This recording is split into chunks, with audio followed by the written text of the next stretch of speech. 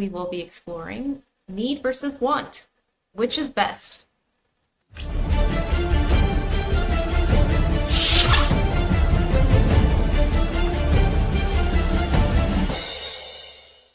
Yeah. It's simple. When you gave your intro, Yeah. and you said that I became a manager in response to my own career, Yeah. that's a perfect example of need. I simply did not want to do that. I did not Really? like the idea. No, I didn't want it at all. Who wants to do all that work?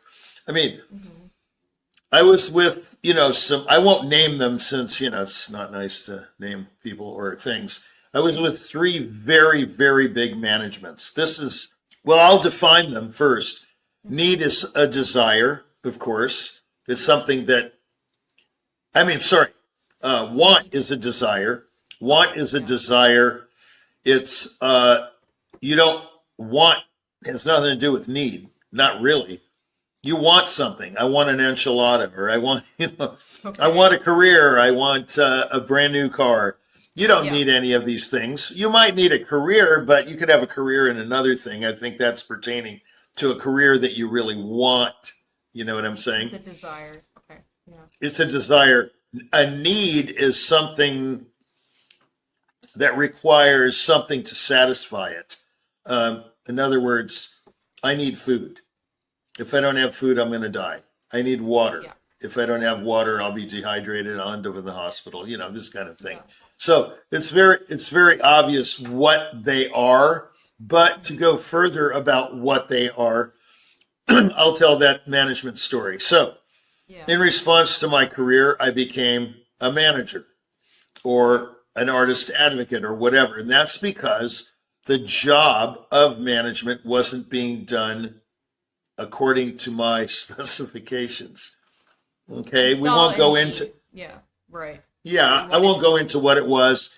Was it not enough concerts? Was it too many concerts? Was it not enough quality concerts?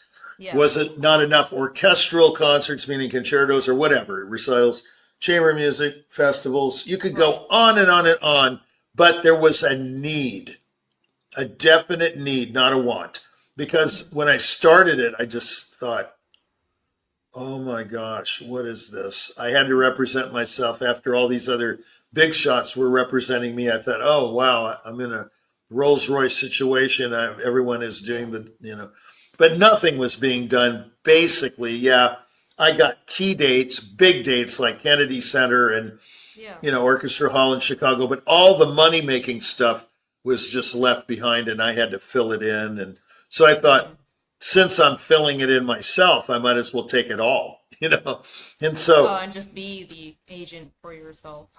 then I met Jack Price, and then I became Jack Price, and then the rest is whatever, the story. The point is, your namesake, Jack Price.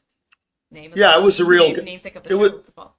Yeah, it was a real guy, It's on the website if you want to read about Jack. He passed away a few years ago in his 90s. He was a real genius. Far more adept than I am. I'm his disciple.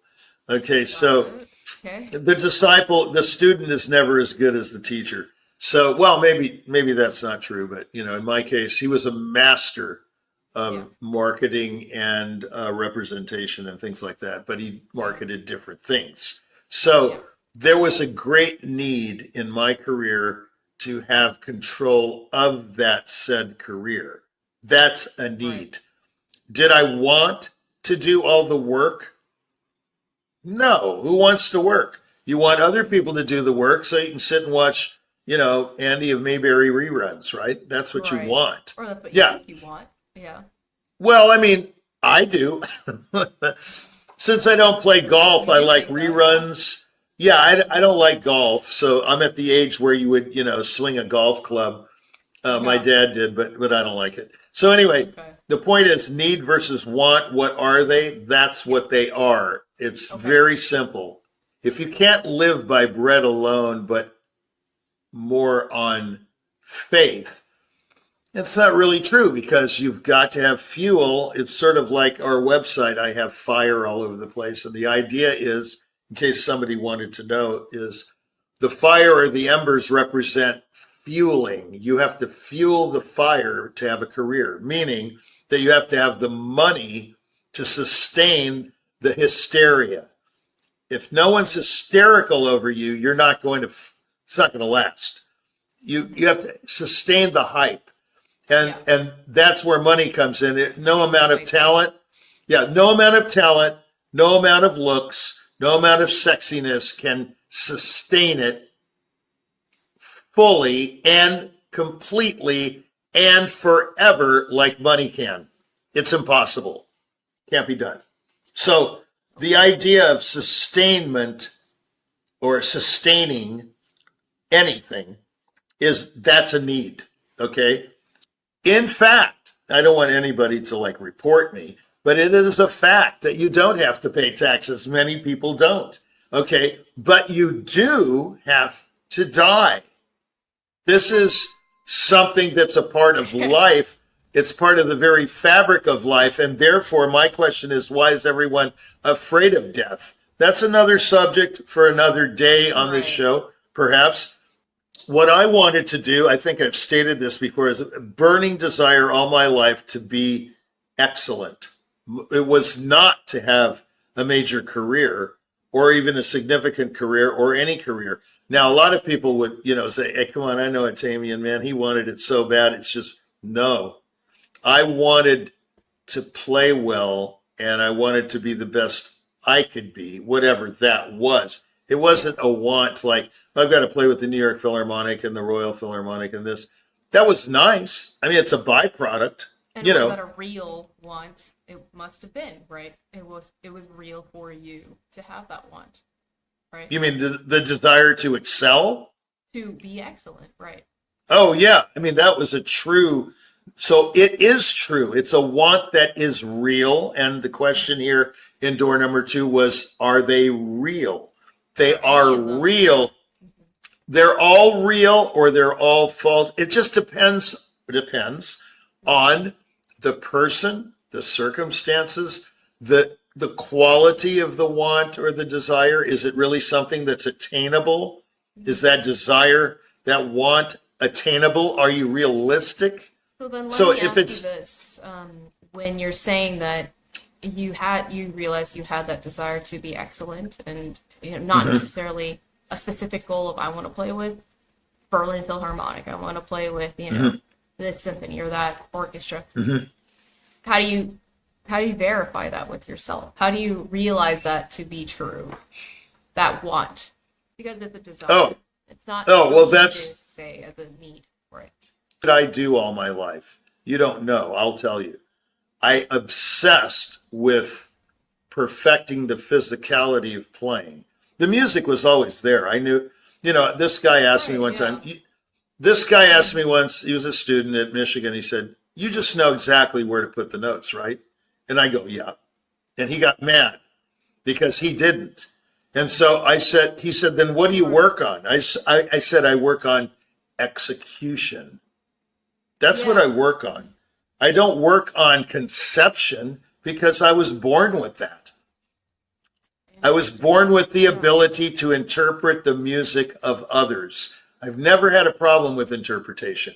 Now, that doesn't mean that everybody agrees with my interpretation. So as I got older, I had a method or an approach to the piano that worked for a breakthrough, that worked for me. And I can teach you how to play the piano in about 15 seconds, like Glenn Gould said. He needed 20 seconds. I think I can do it in 15 now. But this is, in retrospect, this is not something I knew when I was 20. I started that mission of breakthroughs. I remember I started it in 1981. That's when I've had my first breakthrough. 81. In 81. Up till then, I was just playing the same way over and over. And we all know that's the definition of madness. To do something over and over and expect a different result is maddening. It's insanity. So I thought that would happen for you. Oh, I'll never forget it. I was learning the transcription that Raefling did of the Firebird Suite, which is after I did The Rite of Spring. Yeah. And I premiered it in Austin with the Austin Civic Ballet. And I played, the transcription, and the dancers danced all around the piano. It was kind of funny. Yeah. And I said, what's going on here? I said, this isn't working at all. Why do you keep doing it over and over? I'm telling myself. To yourself, right. I can't tell you what I did at that moment, but that's when I had this fantastic idea that, wow, I need to change my approach to have a different outcome. So, you see, I didn't know my desire for perfection or what have you, or excellence, was halted by the need for an approach. And that's when I came up with my approach, which, like I said, I could teach you in 20 seconds. And you and I have discussed it before, so you know kind of what I'm talking about. Yeah. It's a series of breakthroughs, leaning to the right, leaning to the left, sitting high, sitting back. It seems real basic, but it's not. Well, I started seeing the angles. I started seeing things. Oh, wow, that's a pattern, and that's this, and that's that. Instead of using muscle, I started using bone and leverage, because muscle tires. See, muscle's no good in piano playing. I don't know about any other instrument. I can't imagine. It's like when you use the bone's solid, but muscle, it just tires. If it doesn't get enough blood to the area, it's gone. That's where endurance comes in, and there's no such thing as endurance if you're playing correctly with the bones and leverage. That's my deal. For example, I desired to, as a marketing person, to classify classical music as something else. I came up with two terms: serious music and continuing music. That's what I call classical music, because classical only refers to one era, the classical period. And secondly, serious music encompasses not just classical music, but jazz and film music. In other words, screen. Yeah. So to me, film music, classical music, and jazz are serious. The rest of it, to me, I have to qualify this, is not serious. Like rap, for example.